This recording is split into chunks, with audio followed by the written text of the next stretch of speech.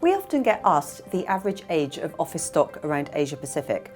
So to work this out, we looked at the top 30 buildings in the key cities by rents payable and then used a stock weighted average to calculate the age.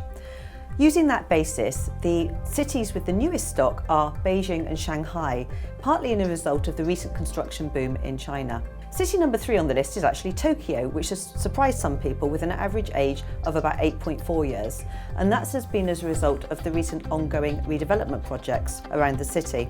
Now, Tokyo actually has some of the lowest vacancy rates in the prime districts, and that's really adding to the boom in office building that we've seen in the core market. Australia offices are actually some of the oldest in the region at around 20 years, but we will see that the completion of the international towers in Sydney at Barangaroo will actually lower the average age of stock in Sydney by about 3 years. Now, what does this mean for real estate investors?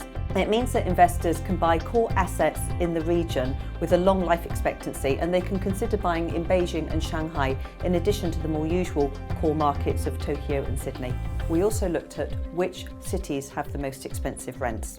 Hong Kong has both the oldest office stock in the region and the most expensive rents. The reason for this is there's a physical land constraint issue, particularly on Hong Kong Island, which means that the redevelopment of older stock is both costly in terms of reconstruction, and it has a longer loss of rent in the reconstruction period.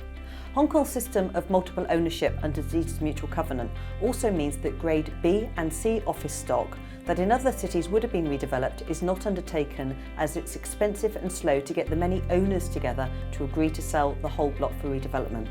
This slows up the renewal of the office stock, leading to both an ageing stock and to expensive rents.